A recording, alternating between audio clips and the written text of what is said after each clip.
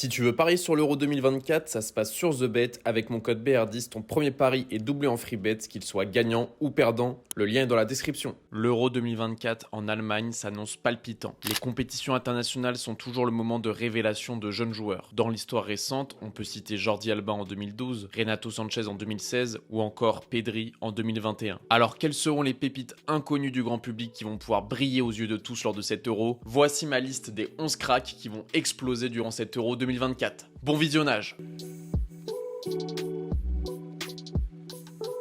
Yo la famille, c'est BR10, l'Euro 2024 commence ce vendredi à 21h avec ce match à l'Allianz Arena, Allemagne contre Écosse, mais nous on va s'intéresser un petit peu plus d'un point de vue individuel à des jeunes cracks qui pour moi vont exploser durant cet Euro 2024. Attention, petit warning avant de commencer la vidéo, je ne vais pas vous parler de Kobbie Mainoo, je ne vais pas vous parler de Warren Zaïre-Emery, de Bradley Barcola ou encore de Lamine Yamal ou de Joao Neves. Là on va vraiment parler de pépites qui sont inconnues du grand public, qui selon moi pourront performer durant cet Euro et pourquoi pas signer dans un grand club cet été et même être un petit peu reconnu, on va dire, par la fanbase du football européen. Je vais vous donner un joueur par poste, 11 joueurs de moins de 23 ans et on commence directement par le gardien de but.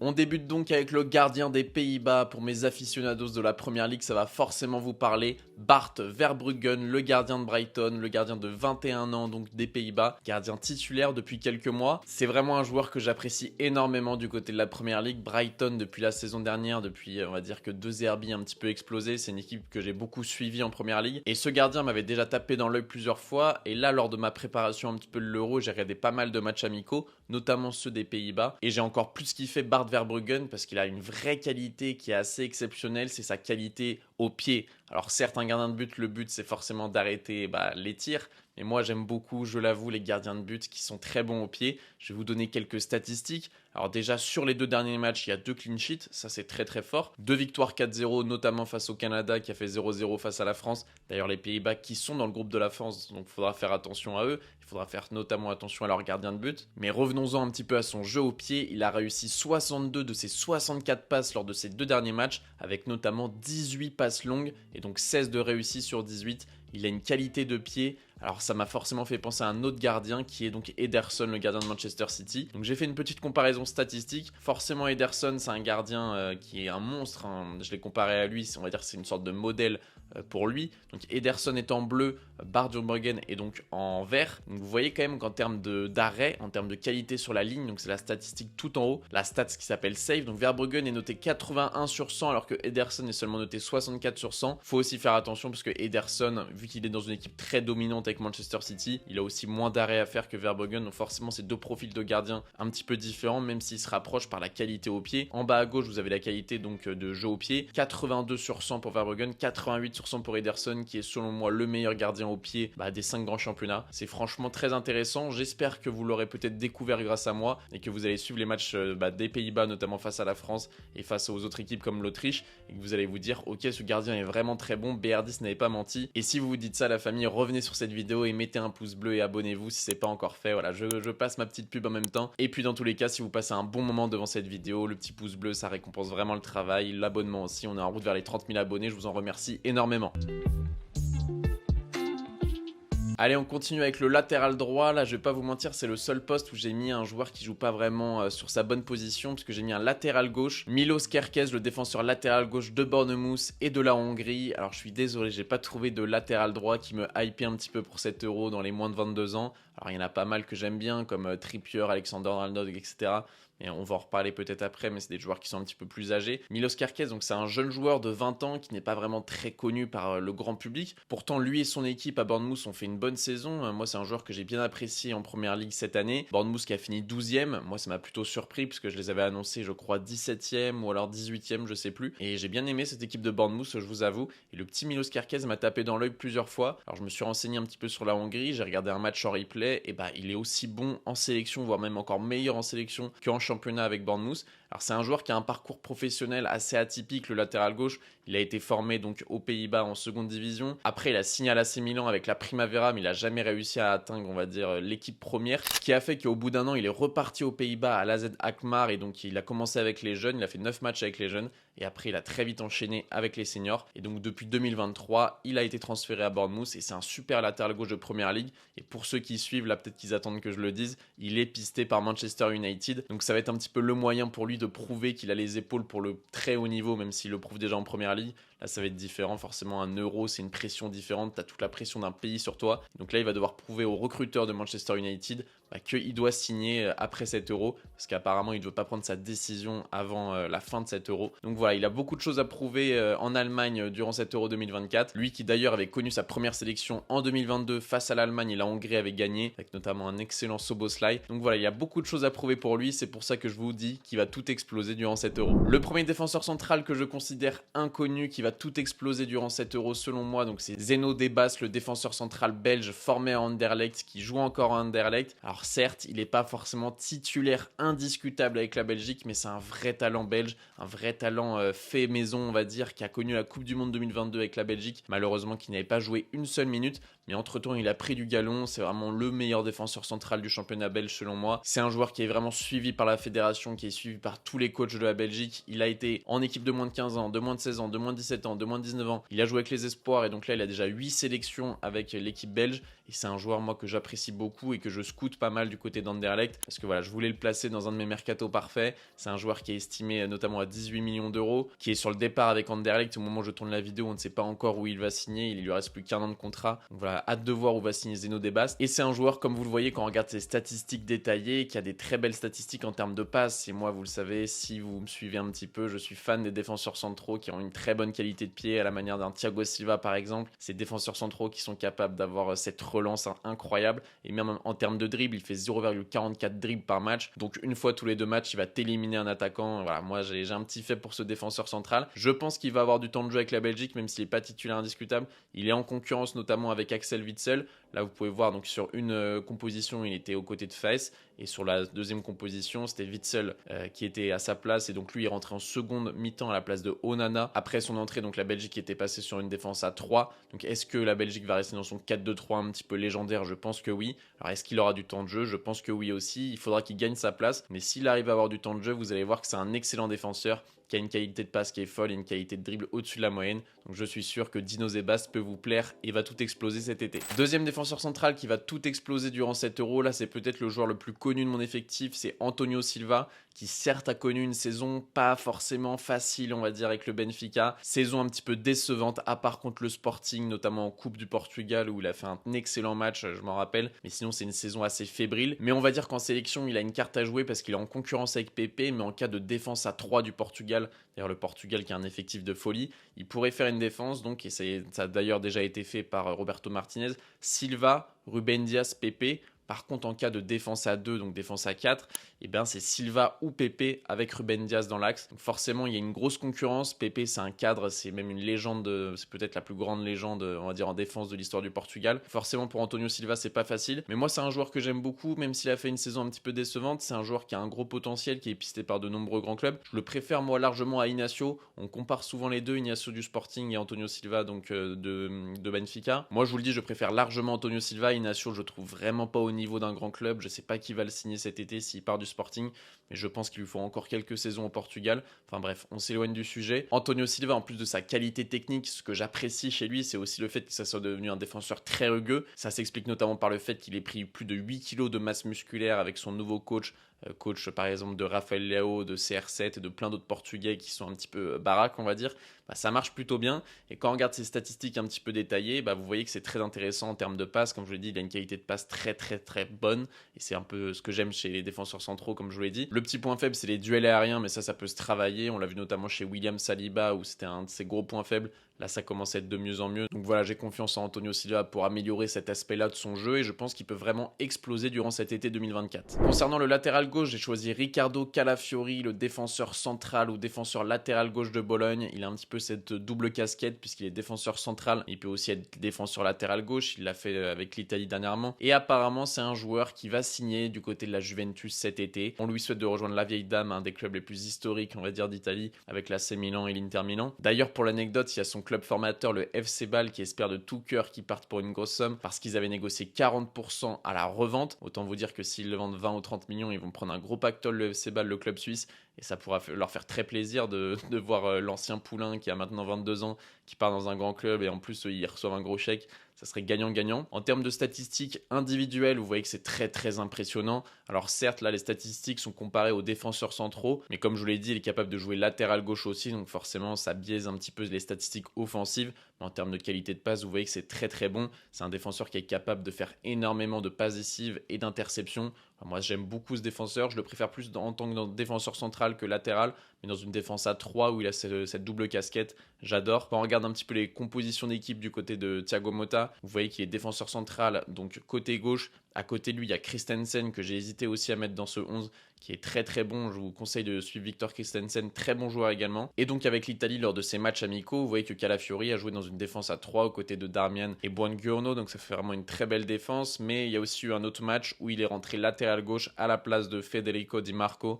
Et la défense, c'était Bastoni, Mancini et Di Lorenzo. Et ça, je pense que c'est quand même une défense un petit peu plus supérieure aussi. Donc voilà, je vous conseille vraiment de suivre Riccardo Calafiori lorsque vous allez regarder l'Italie. S'il a la chance d'avoir du temps de jeu, ayez un petit œil sur lui, vous allez voir que c'est un excellent joueur. Allez, on arrive sur les milieux de terrain et peut-être sur mon joueur favori, on va dire, dans ces 11 jeunes joueurs. Il y a ce joueur que j'adore depuis le mois de février, Adam Wharton, le milieu de terrain de Crystal Palace. Quel joueur, les amis! J'en ai parlé avec mes potes il n'y a pas longtemps, le week-end dernier, en leur disant ce joueur, il va tout exploser cet été. Ils ne le connaissaient pas vraiment. Donc je me suis dit, ok, je pensais qu'il était un peu plus connu que ça, peut-être que je vais l'intégrer dans cette vidéo. C'est un milieu de terrain anglais donc qui est arrivé cet hiver à Crystal Palace lors du dernier jour du mercato d'hiver. Il est déjà estimé à 30 millions d'euros alors qu'avant c'était un joueur de Blackburn en Championship. Donc il a joué 16 matchs de Première Ligue, il a quasiment fait tous les matchs titulaires. Il a tout de même réalisé 3 passes décisives et les Anglais le comparent déjà à Wayne Rooney. Et je ne vous parle pas de comparaison physique comme vous faites dans les commentaires entre Vitinha et moi, là je vous parle vraiment de jeu. C'est peut-être le nouveau Wayne Rooney en tant que milieu de terrain, il a une qualité de passe qui est folle. Je vous conseille vraiment de regarder les matchs de Crystal Palace l'année prochaine s'il y reste, parce que c'est vraiment un joyau. Je pense pas qu'il partira au bout de 6 mois. Enzo Fernandez l'avait fait partir au bout de 6 mois alors qu'il était au Benfica. Je pense pas qu'Adam Wharton va le faire à Crystal Palace parce qu'il y a quand même une super belle équipe à Crystal Palace. Si on fait un petit tour rapide sur ses statistiques détaillées, vous voyez qu'en termes de tacle et d'interception, c'est très fort. En termes de passes décisives aussi, avec 0,21 passes décisives par match, c'est mieux que 90% des autres milieux de terrain dans les 5 grands championnats. Là, sur les derniers matchs, Southgate a fait le choix de mettre Alexander Arnold au milieu de terrain, donc aux côtés de Gallagher. Il y a aussi Declan Rice qui est là. Donc ça fait quand même beaucoup de concurrence pour lui. C'est peut-être le joueur qui va le moins jouer, on va dire, parmi les 11 que j'ai choisis. Mais c'est un joueur, comme je vous l'ai dit, que j'adore. J'ai eu un vrai coup de cœur pour lui cette saison en Première Ligue sur cette fin de saison. Et donc j'étais obligé de le mettre dans les 11, même si peut-être qu'il va rester un petit peu inconnu. Je pense qu'il peut vraiment gratter du temps de jeu. Là, sur le dernier match de l'Angleterre, il est rentré à la 62e à la place de Trippier. Et donc Alexander Arnold est repassé latéral. Enfin, moi, j'y crois les amis. Je pense vraiment qu'il peut faire 2-3 bonnes rentrées, une grosse frappe de loin, une belle passe décisive.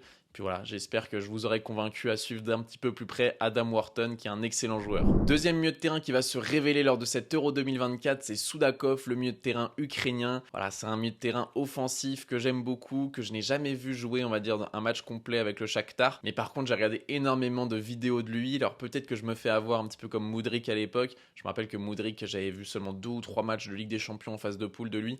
Mais je regardais tous ses best-of, etc. Je me disais, waouh, c'est peut-être le nouveau Neymar Mudryk. Au final, à Chelsea, c'est très compliqué. J'espère que c'est pas la même chose avec Soudakov et que je me fais avoir par les highlights. Mais en tout cas, j'en entends que du bien. Je me suis vraiment renseigné. J'ai lu des articles ukrainiens, etc. Et tout le monde est unanime sur le fait qu'il a vraiment, on va dire, un talent hors du commun. Et donc, j'ai hâte de voir ça lors de cet Euro. Alors, je vous ai fait la comparaison avec Mudryk. Ça n'a bien sûr rien à voir. C'est pas du tout le même style de joueur. Lui, c'est un milieu de terrain offensif, on va dire un second attaquant, créateur avec cette vista, cette qualité de passe, cette vision du jeu. Rien à voir avec Modric qui était un dribbleur, etc. Mais ce qui est intéressant pour continuer la comparaison avec Modric, c'est que c'est un joueur qui lui aussi aime bien jouer sur le côté gauche. Et vous allez voir qu'il va avoir une très belle connexion entre Soudakov et Modric lors de cet Euro. Enfin, du moins, je l'espère pour l'Ukraine. Parce que c'est un joueur donc, qui va être demi-espace gauche alors que Modric va être sur l'aile gauche. Donc forcément, ils vont combiner tous les deux. Et Soudakov a vraiment une très belle qualité de passe. Donc il va pouvoir mettre 2-3 caviars. Et je pense vraiment qu'il peut en épater plus d'un lors de cet Euro. Côté statistiques individuelles, alors vous voyez que c'est pas des statistiques exceptionnelles. Par contre, je vous l'affiche quand même parce que ça vous permet de voir que c'est un vrai créatif et que c'est pas un joueur, on va dire, défensif. Vous voyez que ses statistiques défensives en termes de tacle, c'est dégueulasse, duel aérien, bloc, etc.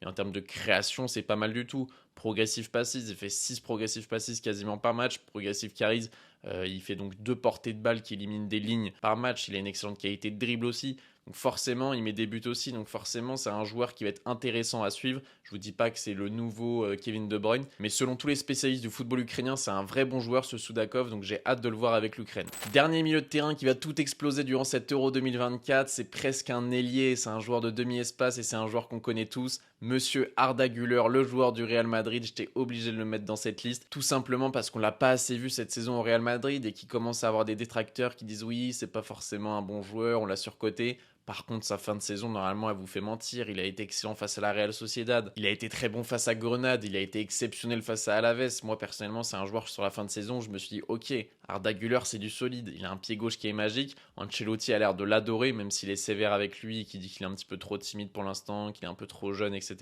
Bah, il a l'air de vraiment l'apprécier, notamment lors de la parade de la Ligue des Champions avec les supporters. Il l'a fait venir pour que tous les supporters crient son nom parce que forcément, il n'a pas joué une seule minute en Ligue des Champions, mais il a quand même gagné la Ligue des Champions. Et c'était une image belle à voir parce que ça peut lui donner confiance. Ça peut aussi lui permettre d'avoir un plus gros rôle la saison prochaine parce que cette saison, c'est vrai qu'il n'a pas énormément joué. Il a vacillé entre blessures et on va dire manque de temps de jeu. Mais avec la Turquie, c'est une autre histoire. Il enchaîne masterclass sur masterclass. Là, lors du dernier match, il était remplaçant. Il est rentré à la 46e à la place de Kavechi. Il a été tout simplement homme du match. Il a été incroyable. Là, il a mis un but. Il a fait 2 passes décisives. Enfin bref, Arda Güler est en pleine forme après une saison un petit peu compliquée. Donc je pense que vraiment tous les amoureux du football vont apprendre à connaître Arda Güler parce que je pense qu'il y en a beaucoup qui ont déjà entendu son nom mais qui ne l'ont jamais vu jouer, s'ils n'ont pas vu la fin de saison du Real Madrid. Donc je pense que Arda Güler va tout exploser durant cet Euro 2024. Concernant l'ailier droit, c'est un joueur qui est extraordinaire. Le nom vous dit forcément quelque chose. Francisco Conceição, oui, le fils de Sergio Conceição. L'ailier droit portugais du FC Porto est tout simplement une bombe sur le terrain. Il a des appuis de folie. Toutes les statistiques le prouvent, sa qualité de dribble est extraordinaire. Et franchement, l'impression visuelle que laisse ce joueur, c'est incroyable. C'est un vrai joueur de five, c'est un vrai joueur de futsal. Je ne sais pas comment vous expliquer, mais il a des appuis incroyable. Gaucher, côté droit, il rentre, il ressort, etc. C'est un vrai feu follet, un vrai petit furet qui s'incruste partout. Il est vraiment incroyable à avoir joué. Estimé à 22 millions d'euros donc du côté du FC Porto. Il est prêté par l'Ajax parce que l'année dernière, il était parti du FC Porto jusqu'à l'Ajax. Ça a été un gros flop. Il manquait vraiment, on va dire, de capacité physique, il manquait de régularité. Son père l'a fait revenir parce que son père est donc l'entraîneur du FC Porto, Sergio Conceição. Il l'a fait revenir donc du côté du FC Porto en prêt. Et là, c'est vraiment la meilleure saison de sa carrière. Il est en pleine forme. Et même avec le Portugal, il est très bon. Cette saison en championnat, c'était 25 matchs, 5 buts et 4 passes décisives. Mais pendant les 6 premiers mois, il jouait pas beaucoup. Il était un petit peu remplaçant, joker de luxe. Là, sur la fin de saison, il était vraiment titulaire. Et son père a vraiment compris qu'en plus d'être son fils, c'était tout simplement un excellent joueur de football. Et j'ai donc hâte de voir Francisco Conceição lors de cet Euro 2024, qui est apparemment épisté aussi par Chelsea. Donc lui aussi a beaucoup de choses à jouer lors de cet Euro. On sait qu'il y a beaucoup de joueurs qui signent des gros contrats après une compétition internationale. C'est tout ce que je lui souhaite parce que vous allez voir quand il va jouer avec le Portugal, vous allez forcément l'aimer si vous ne l'avez pas vu jouer avec le FC Porto parce que c'est un vrai joueur visuellement très parlant.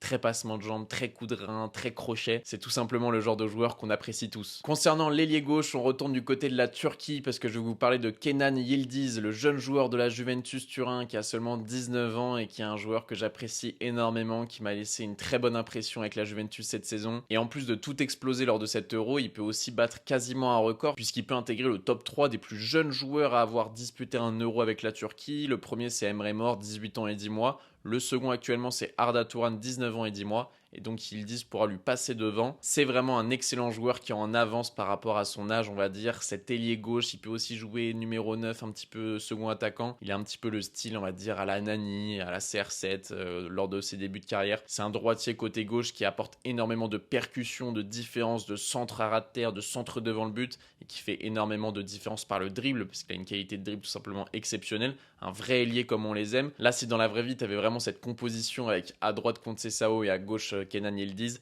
je peux vous dire que ça enverrait vraiment du lourd et que les latéraux, ils auraient vraiment les chocottes avant le match, mais aussi pendant. Et il y a une anecdote que j'aime bien sur Kenan Yildiz, c'est Szczęsny, le gardien de la Juventus, donc qui a joué avec lui là depuis 1 an et demi, 2 ans, qui a dit qu'il avait fait un gros pari avec des amis et des coéquipiers, comme quoi Yildiz allait être nominé au Ballon d'Or dans moins de 5 ans, donc dans les 30 meilleurs joueurs du monde dans moins de 5 ans. Il adore apparemment Yildiz, il dit que c'est un des joueurs les plus talentueux qu'il a vu à l'entraînement durant sa carrière. Pourtant, Szczęsny, il a fait des grosses équipes, il a fait Arsenal, la Juventus, la AS Rome, donc il en a vu des beaux joueurs, mais là apparemment Yildiz c'est vraiment un joueur qui lui a tapé dans l'œil. Et j'ai bien aimé il y a quelques jours lors de Pologne-Turquie, il l'a encore encensé en disant que c'était un crack, il lui a demandé son maillot à la fin, il l'a mis sur lui en le mettant à l'envers. Enfin voilà, Szczęsny adore Yildiz et je pense qu'on peut lui faire confiance puisqu'il le voit tous les jours à l'entraînement. C'est un joueur qui est né en 2005, donc je vous le répète, il est très très jeune, mais il est déjà estimé à 30 millions d'euros sur Transfermarkt. Cette saison, il a fait donc 27 matchs de Serie A, 2 buts et une passe décisive. Il est loin d'être titulaire indiscutable avec la Juve, il est encore en formation. Mais je pense que la saison prochaine, ça peut être aussi la saison de la révélation pour lui. Et avec un euro, ça peut lui permettre aussi de tout exploser, d'avoir un autre statut. Un petit peu, si on peut comparer ça dans un autre monde, dans une autre sphère. Mbappé en 2018, c'était déjà une star, mais on va dire que c'était un jeune joueur. Après la Coupe du Monde remportée, c'est devenu un patron. Là, je me dis que Kenan Yildiz, s'il te fait un bon euro, il te met 2-3 buts, peut-être que la Turquie va en quart de finale.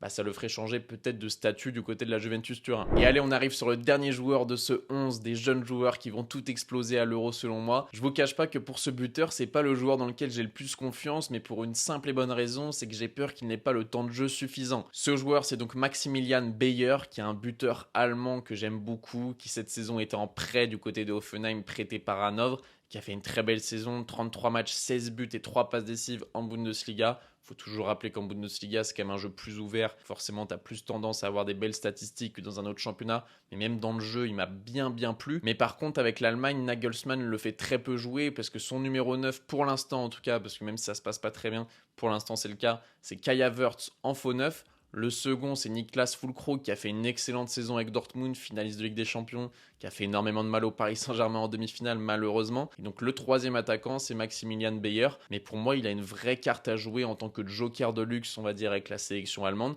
Peut-être que il aura pas beaucoup de temps de jeu, peut-être qu'il aura 5 minutes, 10 minutes, une prolongation. Mais j'ai envie de voir en lui peut-être le buteur qui explose durant cet euro. C'est un joueur qui est déjà en pleine éclosion, comme le prouve sa courbe Transfermarkt. Il est déjà évalué à 30 millions d'euros, alors qu'au début de la saison, il a été évalué à 5 millions. Donc autant vous dire qu'il est vraiment sur une pente ascendante de folie. En termes de statistiques détaillées, vous voyez, il y a un truc qui est assez intéressant, c'est qu'il marque 0,6 buts par match, alors que ses expected goals sont de 0,42 par match. Donc autant vous dire qu'il y a une différence, donc il est en surperformance, c'est-à-dire que sa finition a un écart significatif de 0,18. Enfin voilà, je vais pas trop rentrer dans le détail, ça reste un petit peu complexe, voilà, c'est des mathématiques, ça parle pas forcément à tout le monde, mais tout ça pour vous dire que sa finition en termes d'XG, il marque plus de buts que ses XG. Donc en résumé, ça veut tout simplement dire que sa finition est meilleure, en fait qu'il est en surperformance. Alors est-ce que c'était juste pour une saison parce qu'il était en pleine confiance? Faudra voir ça sur le long terme. En tout cas, Bayer, c'est un jeune joueur de 21 ans qui a un gros potentiel et qui peut potentiellement tout exploser durant cet été et avoir vraiment un gros club qui veut le recruter après cet Euro 2024 en Allemagne en plus à domicile. Voilà la famille, on a terminé avec ce 11 des pépites qui vont exploser durant cet Euro 2024. J'espère que vous avez passé un excellent moment. Si vous voulez soit récompenser le travail ou alors me dire que vous avez bien aimé la vidéo, vous me faites un petit commentaire. Franchement, ça m'aide énormément pour le référencement de la vidéo. Vous pouvez également me lâcher un petit pouce bleu et vous abonner. Et vous pouvez également venir me suivre sur les réseaux sociaux, Instagram, Twitter, TikTok, même il y a un serveur Discord, tout est dans la description les amis, n'hésitez pas à checker, à cliquer sur les liens, à venir vous abonner pour suivre un petit peu mon actualité de jour en jour, quotidienne comme on dit, sur les différents réseaux sociaux. Merci à vous d'avoir regardé cette vidéo jusqu'au bout, c'était un vrai kiff encore une fois de vous présenter des nouveaux joueurs, j'espère que vous avez kiffé, c'était BR10, bonne matinée, bonne journée, bonne soirée, bonne nuit, je vous kiffe, peace.